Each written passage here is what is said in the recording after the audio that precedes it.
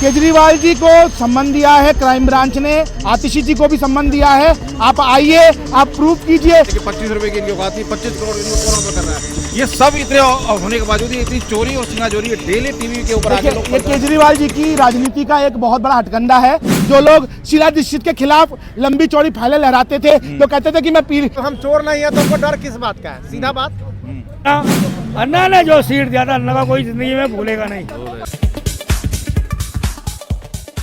हमारे साथ हैं सूर्य मैथिली जी।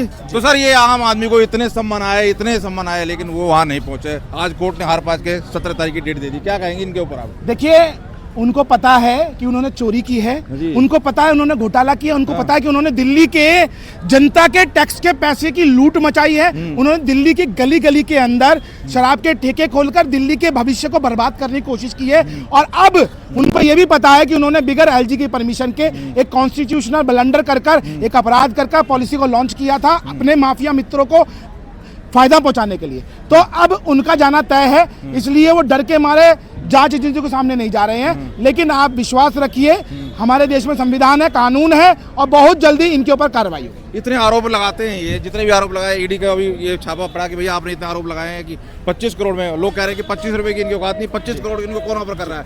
ये सब इतने होने के बावजूद इतनी चोरी और सीनाचोरी डेली टीवी के ऊपर आके लोग। ये केजरीवाल जी की राजनीति का एक बहुत बड़ा हथकंडा है। वो कभी थप्पड़ लगवाते हैं अपने चेहरे पे, कभी काले पुतवाते हैं, कभी गाड़ी का शीशा तोड़वाते हैं, कभी अपने खिलाफ ही नारेबाजी करवाते हैं। ये उनकी एक राजनीतिक स्टाइल है। और मैं आपको कहना चाहता हूं कि 25 करोड़ नहीं, उनको 25 पैसे भी कोई नहीं देगा, क्योंकि वो दिल्ली के सबसे भ्रष्ट विधायकों में से एक हैं। और मैं आपसे कहने वाला हूं एक बात और बात कहना चाहता हूं, उसके बाद मैं अपनी बात खत्म करूंगा कि केजरीवाल जी को सम्मान दिया है क्राइम ब्रांच ने, आतिशी जी को भी सम्मान दिया है। आप आइए, आप प्रूफ कीजिए किन 25 विधायकों को 25 करोड़ रुपया किन किन को देने की घोषणा की गई और किस भाजपा अधिकारी ने दिया।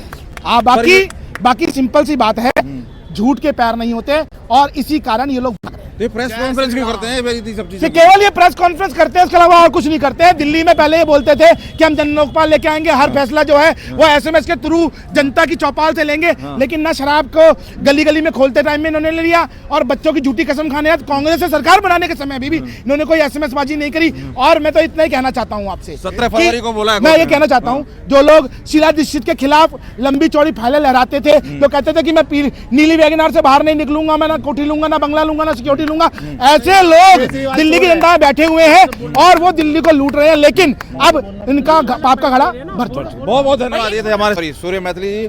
तो आपकी क्या राय है? लोगों से भी जुड़ा जानने की कोशिश करते हैं, यहाँ लोग भी हैं कुछ। हाँ जी, आप पार्टी के बारे में क्या हो गया? वो जान ही रहे, इतने बुला रहे हैं समन पे समन, आज कोर्ट में भी गए, वहाँ पे गलत है इसलिए नहीं जा रहे हैं, सोच रहे, डर रहे हैं जो पकड़ा जाऊंगा मैं। तो कह रहे हैं कि मैं सबसे कट्टर ईमानदार हूँ। ईमानदार हो तो जाओ ना, ईमानदार हो तो जाओ। में क्या लग रहा है? जाके सामना करो ना, मुकाबला करो, सामना करो। जाने में क्या है? जब हम चोर नहीं है तो हमको डर किस बात का है? सीधा बात हो गई इनका। ये समन पे समन देखिए, आप पार्टी का घमंड पे घमंड चढ़ता जा रहा था। बड़ा ईमानदारी का चोला पहना करते थे, पर 4 बंदों को ये जमानत नहीं करा सके दिल्ली के मुख्यमंत्री होते हुए। तो कहने का मतलब ये है कि अगर इतने धुले हुए हैं और इतनी इनकी सच्चाई का कवच इनके ऊपर है, आतिशी भी बहुत बड़े बड़े बोल ईडी को बदनाम कर रही है, दब्बा लगा रही है। अरे बिगर प्रूफ के आतिशी जी और केजरीवाल जी, सुन लिया हमारी बात, जनता की बात सुन लो। दिल्ली का बेड़ा गर्क किया, दिल्ली को आपने नरक बना दिया। हम कहना चाहते हैं, अब भी आपके पास अगर मुख्यमंत्री पढ़े लिखे इंसान बताते हो अपने आप को, तो ईडी के पहले दूसरे संबंध में आपको आत्मसमर्पण कर देना चाहिए था। ये नहीं कि आप उन पर दोष लगाएं। आप पे कहते ना, मिला नहीं चोर कभी चोरी करके अपना माल अपने पास नहीं रखता है। सुन लीजिए, कभी चोर अपने पास चोरी का माल नहीं रखेगा। तो आपने जो घपले और घोटाले ईडी ने सबूत इकट्ठे किए ना, तो आप उनके अगर अगेंस्ट जा रहे हो तो आप सुप्रीम कोर्ट जा सकते हो। सुप्रीम कोर्ट के दरवाजा खुले आपके लिए। मैं कहना चाहता हूँ, आपके माध्यम से कहता हूँ कि ये लोग जितना मर्जी कवच ओढ़ लें, किसका? सच्चाई का। हमने ये काम किए, वो काम किए, उसके बारे में जरा एक बार ये बता दें कि जनता को, दिल्ली को बता दें कितने घपले किए, कितना उसमें इन्होंने भ्रष्टाचार किया, इतना सा ये जवाब दे दें। पर इनके पास जवाब नहीं है। पर कोर्ट अपना काम करेगी, न्याय अपना काम करेगा। अगर इनके पास जनता समझ गई है, कूड़े का ढेर तो वहाँ से हटा नहीं सके, कुछ नहीं कर पा रहे हैं। जो कहते हैं हम कूड़े का ढेर हटाएंगे, वहाँ से राजनीति कर रहे हैं। और दूसरा ये है, जितनी भी इनके पास चाहे मेडिसिन की हो, चाहे और उसके आपके हॉस्पिटल की हो किसी की हो, एक एक भ्रष्टाचार इनका सामने आ रहा। दलाल इन्होंने छोड़े हैं, दलाल के थ्रू ये कमाई करते थे अपनी।